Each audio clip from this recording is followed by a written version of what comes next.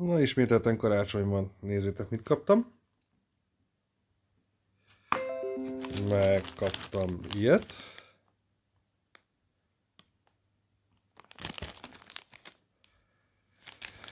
És most összehozzuk a páramérővel egy hálózaton, ami elsőre feltűnik.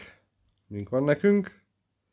Páramérővel szemben egy resetünk, illetve címünk. Nézzük is meg, hogy mi a leírása. Na, be is kötöttem. Nem szép, de cserébe kap áramot. Cím 2-es, van egy bemenetünk. Van egy induktív jeladónk. És jön is a jel. Na, akkor most kéne tesztelnünk az egészet. Lépjünk is tovább. Kicsit kísérleteztem a dologgal. Most rajta van az LS485-ön a páramérő, illetve behúztam még egy új egységet, ami nem más, mint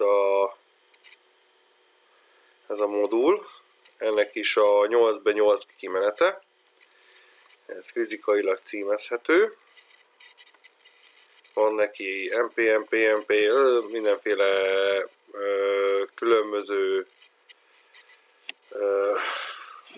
változata. De ami engem érdekel, hogy vannak bemenetek, meg kimenetek, és ezt hogyan olvasom ki módbuszon. Először agyaltam rajta, hogy mi az Istennek nem lehetett megoldani azt a dolgot, hogy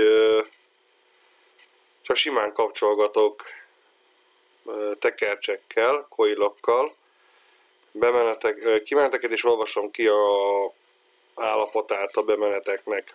Na most ennek van egy nagyon egyszerű indoka, mint utólag végig gondoltam.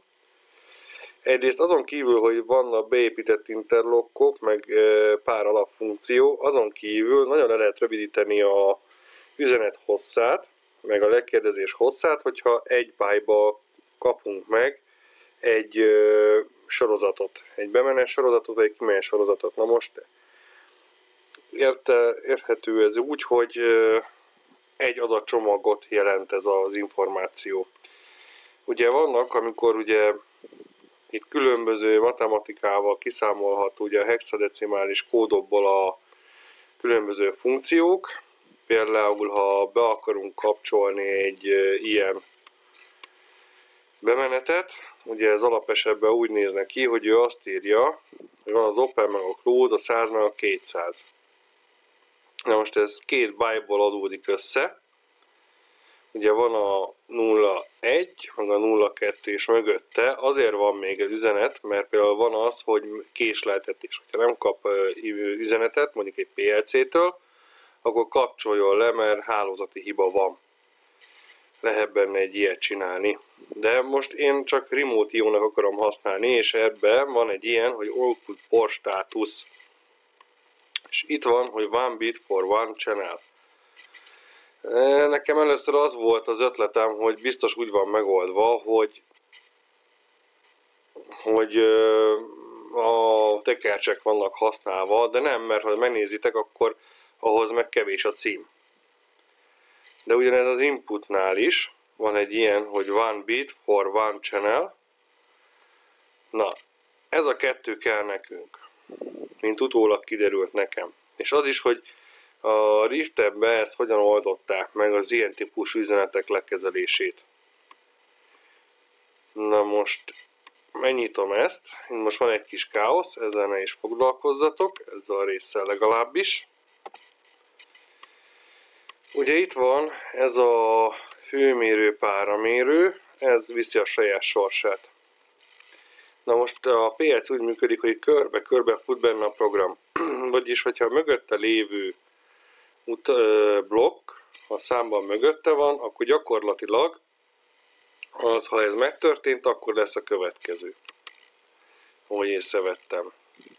Kezdjük az elsővel, kiolvassuk a bemeneteket. COM2-es, úgy, mint a növességmérőnél, mert ugye ezek csak olvashatóak, és ugye nem egymás mellett vannak a COM2, beállítottam olvasható tároló, 4x-es tartomány, a címe az adatnak a 192, egyet olvas ki, mert ez egy 8-as, vagyis gyakorlatilag egy 16-os Word-be van benne, de elég egyet. Adatcím az AF-be tárolja le, cím 249. Ez az egyik oldal. A másik oldal az az írás. Az írás szintén COM2, 9006, na, több regiszter írása. Most számláló 1, mindjárt fogunk írni, megszokásból használom ezt. Regisztrációs cím 112. Megnézem. 112, ez az egy Word, 16 bites egész szám, aminek a megfelelő pozícióban vannak a bekapcsolt értékei. Rendben. Na nézzük az olvasást. Az olvasásnál azt a trükköt követtem el, hogy átjön nekünk ez a 16 bites érték, ugye a 249-es AF-be, az AF-et bekötöttem egy Desc2Bin-be, ez eddig még érthető, és ezt azért tettem, mert ugye mi kapunk egy számot, és nekünk ugye a bemenetek kellnek, és ezzel a megoldással gyakorlatilag azoknak a kimenetek lesznek aktívak, amely bemenetek ott szintén aktívak. Így, hogyha ezt én elindítom, erre most nincs szükségünk, ha ezt elindítom, és én felcsatlakozok, ezzel a módszerrel, ugye most itt van az a 16 bemenet, nekünk 80, vagyis maximum csak a felét tudjuk használni, és az kimegy egy reléhez. Na most, ha én az induktív jeladót fémhez érintem, akkor ugye az egyes porton megy. Elengedem, eltűnik. Na most gyakorlatilag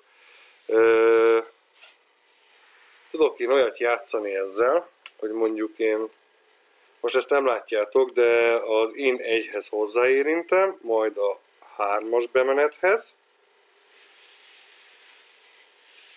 és hogyha adok rá jelet az 1-esre, akkor az 1-es 3-as megjelenik.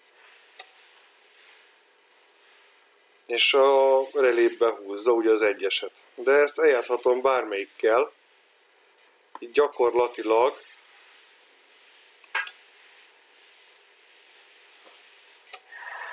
le tudom válogatni egy blokkal, egy funkció blokk veszteséggel a bemeneteket. Ha hálózati probléma van, azt már kiteszteltem, akkor mindig csak az adott funkció rész nem működik, vagyis azt is tudjuk, hogy csak az írás, csak az olvasás, vagy pedig az a komplet modul nem működik, ha az írás meg az olvasás is, ha csak olvasás van, csak az olvasás tűnik el. A lényeg az, hogy eltűnik. A másik érdekesség az ugye az írás, hogy hogyan adok neki információt. Ez egy kicsit trükkösebb, mert gyakorlatilag van ez a blokkunk, az írás, az olvasás után megy az írás, több regiszter írása, és itt látszik, hogy a 250-es analóg flagbe írom bele. Ezt az analóg flaget használom fel ebben a bit a szóhoz. Ez tulajdonképpen azt csinálja, hogy van egy egész számot, és azt egy 16 bitre kifejti kvázi. Hát nem kvázi, kifejti. És nekem az F1, F2, F3-ban van. Így, hogyha az F1, F2, F3 jelet kap az I1-től, I2 vagy I3-tól, akkor az bekerül ebbe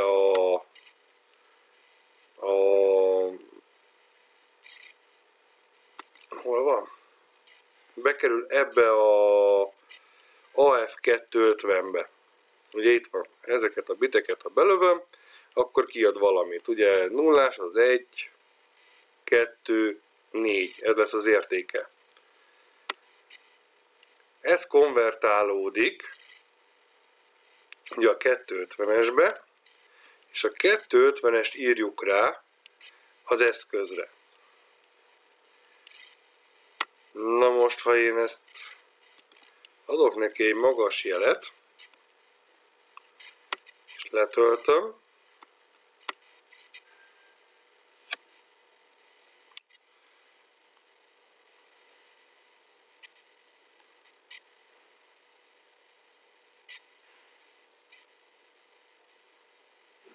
és elindul a PLC, akkor mindjárt látni fogjátok azt, hogyha én itt a I1, I2, I3-ra a PLC-n adok jelet,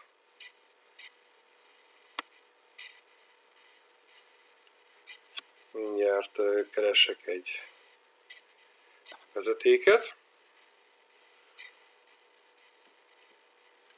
de előtte annyit teszek még, hogy a 250-es lehúzom ide, csak hogy lássátok, hogy mi történik. Itt van önmagán árván ez a kis 250-esünk, aminek a kezdő értéke ugye 0. Ha én adok az egyes bemenetre egy jelet,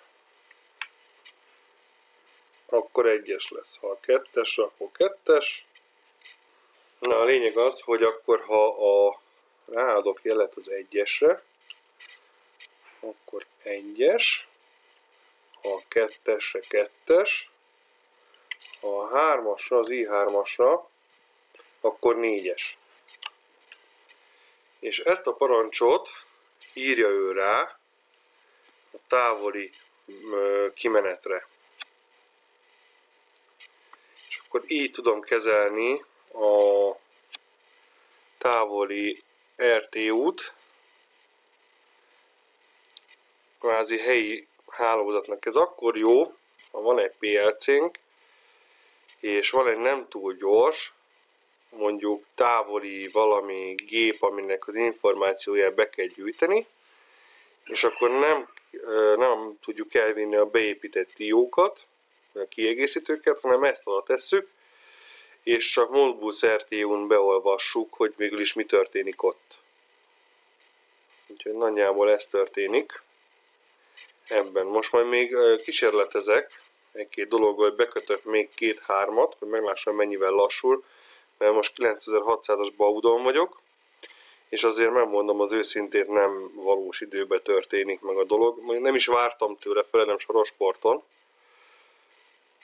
mert ugye a Modbus TCP-n lehet párhuzamosan kezelni eszközöket, itt azért sorosan megy végig az üzenet, szóval egyszer egyet tudok megcímezni.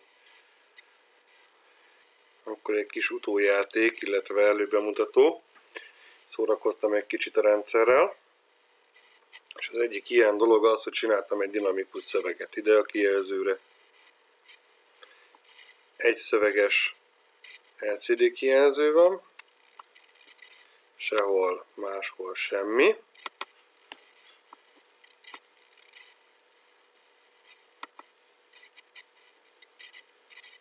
És itt látjátok a csodát, ezt én el fogom magyarázni, hogy miért és hogyan. De most egyszer nézzük meg azt, hogy mindjárt adok neki az egyes bemenetére egy jelet. És látjátok? Dinamikus szöveg. De minden nem is ez a lényeg, hanem itt látszik azt, hogy akkor ráírom, és akkor mindjárt csinálok egy gyors bevágást arról, hogy mi történik a valóságban. Egység, páramérő, 2-es címen, hozzákötve a PLC-hez, illetve az aktuális áldozatunk, hogy helyezkedjek, hogy látszódjon is valami. Így talán jobb lesz. Ott a kis dinamikus szövegünk, itt a bemenetünk, és na de jó, pont azt akarod el, amit nem kéne. Oké, ott van. Egyrészt na ja, be ki. Illetve Modbuson is történik a dolog. Na, akkor itt eljutottál.